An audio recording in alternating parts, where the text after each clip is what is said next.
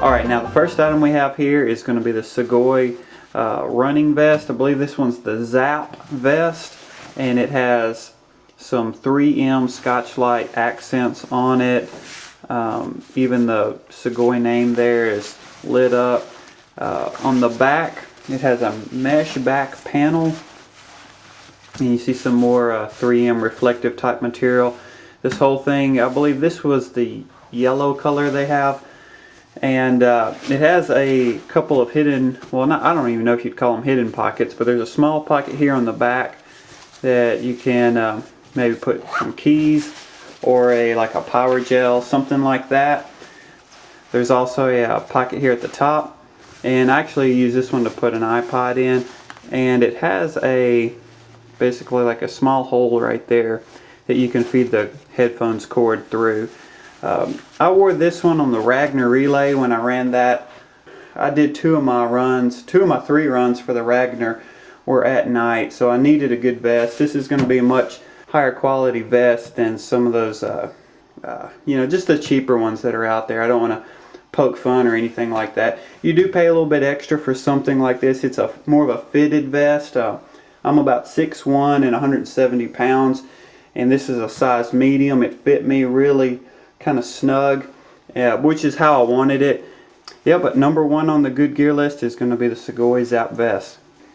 And number 2 is going to be the Beam BA20 flashlight. This is a AA flashlight, runs off of 2 AA's. It has the XPG R5 LED in there, and you can see kind of an orange peel reflector. I am not the, I've said this many times, I am not the end-all know-all expert on flashlights, but I wanted to just kind of hit some of the high points here. Haven't had that flashlight actually too long, full disclosure there, but I could tell instantly it was good build. It was well made. It also comes with this lanyard and an extra tail cap, kind of a clicky switch there, and also an O-ring seal in there. This pocket clip does come off, and you could even mount it up here closer to the front.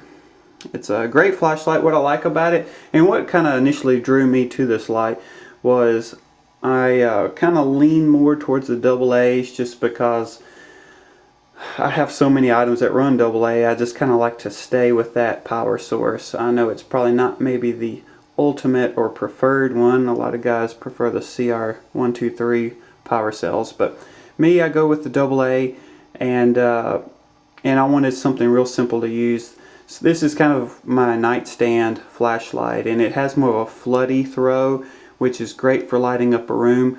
When you turn it on, the bezel is turned to the right. You have 30 lumens. If you turn it clockwise there, you're going to get 270. So it does what I need it to do. It's well made, so I'm going to throw that in there. It's number 2 on the list. Okay, number 3, we've got the Vantage Pro. This is the large size. It has a very handsome kind of badge in there. That's for the Pro series. I have to flip the pocket clip around because of more of a lefty carry. It's going to be S30V steel. There's a lot of great reviews out there on this knife, so I'm not even going to try to get close to any of the guys that have already reviewed it, but I'm throwing it in there. No blade centering issue with this one. I mean, I know this is just one knife, but it was something that I checked out when it came in.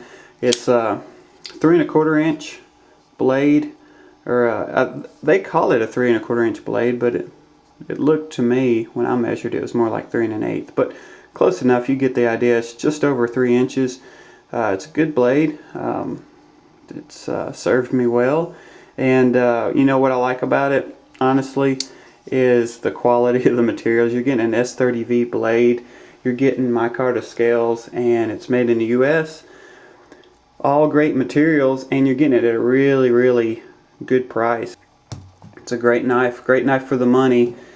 Alright, number 4 on our list, cruising right through, we have the Comp-Tac Minotaur Spartan holster. Great holster here. It's comparable to something like a Crossbreed or a Galco King Tut. It's just a single layer of leather, which I like. There's no stitching.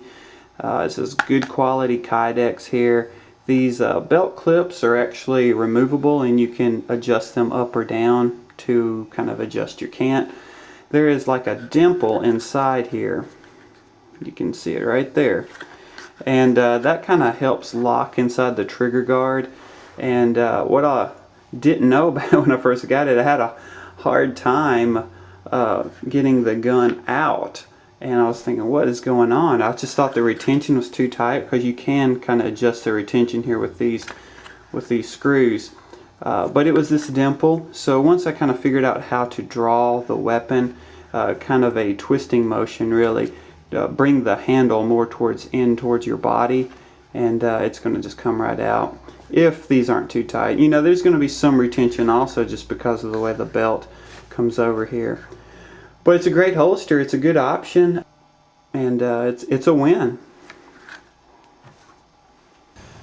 Alright, and the fifth item on the good gear list is going to be these all-weather blankets. I purchased this one at bensbackwoods.com, which is an excellent online source for camping, bushcraft type items. They sell more knives at a great price, but not so much a plug for Ben's Backwoods here as it is for these. You can get these there. Like I said, you can also order them from Amazon.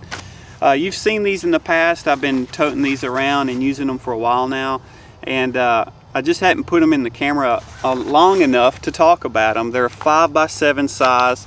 They have the reflective coating on one side. You can get them in multiple colors. This one's in olive green. You can also get them in red.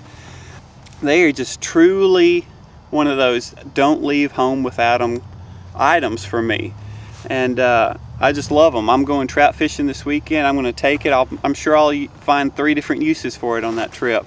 I've used them as like pack covers, kneeling pads. You know, when I'm just kind of sitting around the campfire, just throw one down and sit on it, and you know, throw some of my cookware down there and maybe cook a meal.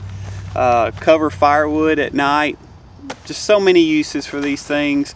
They don't cost much at all, so if you trash it or you burn some holes in it or whatever, you can throw some duct tape on it. If it gets too trash, toss it, get you a new one. You can get them for between $10 and $15.